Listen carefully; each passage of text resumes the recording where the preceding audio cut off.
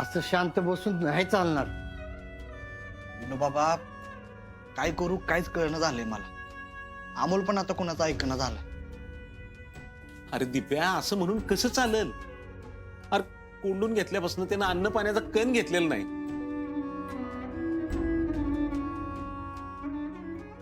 दीपक, भाऊजींसाठी डबा. हो, अर्जुन दादानी पण अजून काही नीट खाल्लं नाही हो. दवाखान्यात आहेत ना तेव्हापासून ते सलाईनवरच आहेत. त्यांना प्लीज आज जेवायला सांगा. मी सांगीन का मोना, पण दोघं पण हट्टे आहेत, ऐकतच नाहीत कोणाचं. दिप्या, आपण असं केलं तर अमोलनं कोंडून घेतलंय, अर्जुनला सांगितलं तर अर्जुन येईल आणि त्याला समजून सांगेल. अर्जुनचं ऐकल रे अमोल. अहो पण बापू, अर्जुन दादा आधीच खूप काळजीत आहे तो, आणि त्यांना हे टेन्शन देणं योग्य आहे का? हा, पण आपल्याकडे दुसरा पर्याय बी नाही ना. अमोल अर्जाशिवाय दुसऱ्या कोणाचं ऐकल असं मला पण नाही वाटत. तेच विनायकराव, अहो अर्जुननं अमोलला समजवलं ना तर ऐकल, नाहीतर असं कोंडून घेतलं तर या सगळ्यातनं बाहेर कसं पडेल आपला अमोल? हा, जसं अमोलला अर्जा समजून सांगू शकतो ना, तसं अर्जाला मला समजवावं लागेल. असं करतो, मी दवाखान्यात जातो आणि त्याला सांगतो समजून. हा, निघू आपण. हा, चल. अर्जा, अरे तू अर्जुन, अरे अहो, तुम्ही भाऊजींना एवढ्या लवकर का घेऊन आला दवाखान्यात ना? वहिनी, मी ठीक आहे आता, बरं आहे मी. अर्जा, तू बस बघू पहिला इकडे. बस बस. काय हो पण अर्जुन दादा, आम्ही डॉक्टरांबरोबर बोललो होतो आणि त्यांनी तुम्हाला 4 दिवस रेस्ट सांगितली होती. एवढे दिवस मी नाही थांबू शकत दवाखान्यात. मला आप्पीला शोधायला जायचंय. हा अर्जा, आपल्याला शोधायला पाहिजे, बराबर आहे, पण त्याआधी तुझी तब्येत ठीक आहे का आता? बरं आहे मी. दाजी आहो, आता आम्ही दवाखान्यातच येत होतो, तुम्ही उगाच गडबड केली घरी यायची. तुमच्यासाठी डबा दिला होता आणि अमोलचं पण.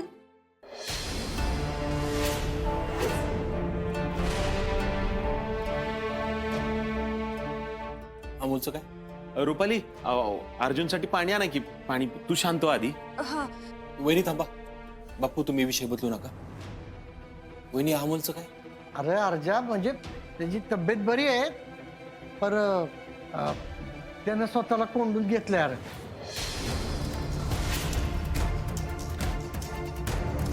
स्वप्नील सर, कागदपत्रावरच्या गोष्टी सोडा, पण तुम्ही तिथं होता. तिथं काय घडलंय त्याच्यावरनं काय वाटतंय तुम्हाला? दीपक, अरे तिथली सगळी ठिकाणं, गाव, दवाखाने सगळं शोधलं मी, स्वतः जाऊन शोधलंय. अपर्णाचा कुठेच पत्ता नाही. आणि जिथं अपघात झाला ना, तिथं सगळा चक्काचूर झालेला. ड्रायव्हरकडे तर पाहवत पण नव्हतं, एवढी त्याची अवस्था वाईट झाली. स्वप्नील, अरे तुला नक्की काय म्हणायचंय? मी आता काहीच नाही सांगू शकत, पण अपघाताचं ठिकाण बघता तिथून कोणी वाचणं अशक्य.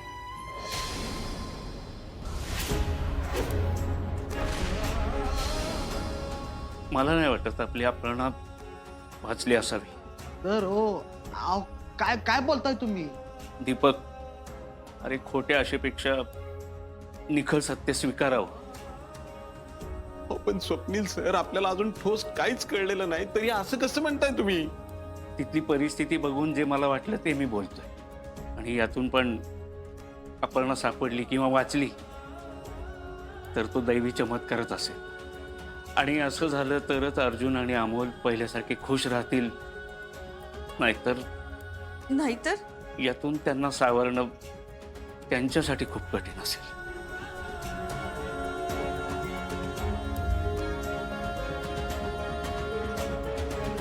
कुणाचं नाही ऐकायचं.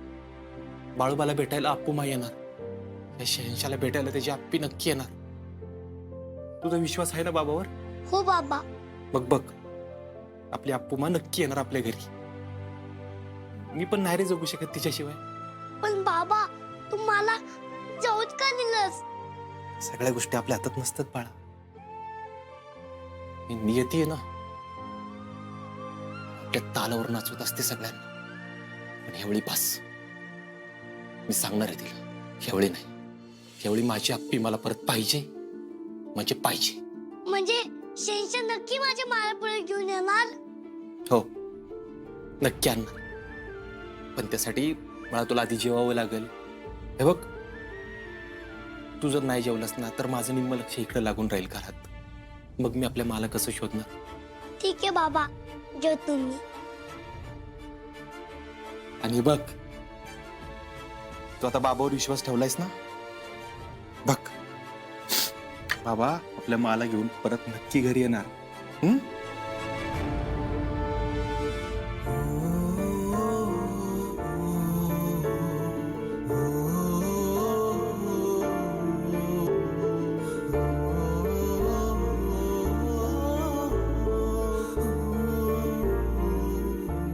बाबा सॉरी, मी हॉस्पिटलमध्ये तुझ्याशी बोललो नाही.